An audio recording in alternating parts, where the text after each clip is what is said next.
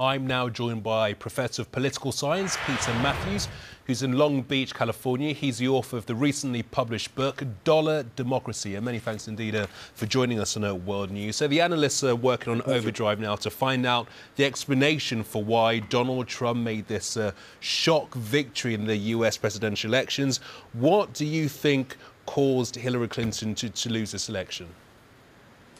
Well, there were several things. I mentioned a few months ago, throughout the last 2 months, that this could be a Brexit election, similar, number two. In other words, we're looking at lots of dissatisfaction, a lot of anger at the fact that working middle class and working poor people lost jobs that were good manufacturing jobs in the heartland, in those states like Pennsylvania and Michigan. And those jobs haven't come back. The ones that came back were only 2/3 of the jobs are low-paying jobs. And people were really furious at the establishment because of that in the United States, as they were in Britain when they voted for Brexit. So I had predicted some of that as a good possibility. Of course, much of us are also, we thought Hillary Clinton could do well because she had the machine behind her. She had the two presidents behind her. She had Bernie Sanders. So it was either way, it could have gone either way. And I believe me, the hidden vote, that was the vote of many Donald Trump supporters that were not read into the polls, is what put him over the top. And it's totally understandable why that happened. Now, the question is, how will he govern?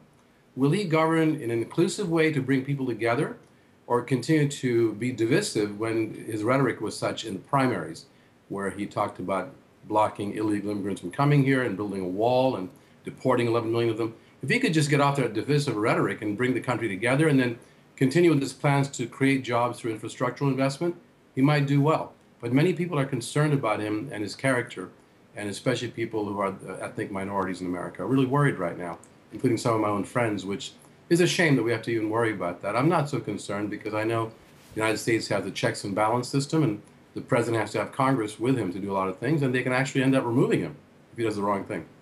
And Professor Matthews, I mean, America is now deeply divided. It's not just across the states, so the red lines and the blue lines, there are divisions with religion, ethnicity, race and gender. So will he be able to heal the wounds, to bring people together, as he promised in his victory speech?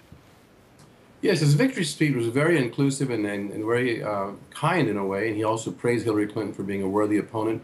I think if he sticks to the issues of rebuilding the economy, bringing those jobs back and being inclusive and also investing in infrastructure and, changing the foreign policy of the United States to some extent to turn more toward the people here and to accommodate other countries to a certain extent, to working with Russia, for example, as a partner to smash ISIS and to not be so harsh on Russia and start a new Cold War. He thinks that we went too far with beginning a new Cold War after the Soviet Union disappeared. If he could do those things, then people will see him as a successful leader. But he's only got a couple of years to do it, because right now he's got the Republican Senate and the House, and this is the best opportunity for him to try to go forward in a positive way, an inclusive way, and unite the country. So will he be able to deliver on the promises that we heard during this election campaign over the course of the last year or so, namely the building of a wall between the United States and Mexico, for example? No, I don't think he'll be able to run that wall. It's going to cost dozens of billions of dollars, first of all, physically speaking.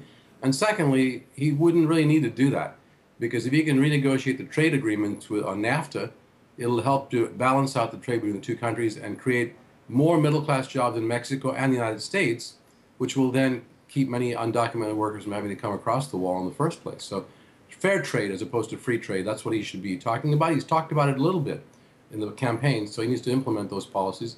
He won't even need a wall, and it's going to be virtually impossible to build one for that kind of cost. And to deport 11 million undocumented people, it's impossible. I don't think he's going to focus on that too much right now. That was an electoral gimmick as well, I believe. OK, Professor Peter Matthews, Professor for Political Science, many thanks for joining us and sharing your insight into this. My pleasure. Thank you so much.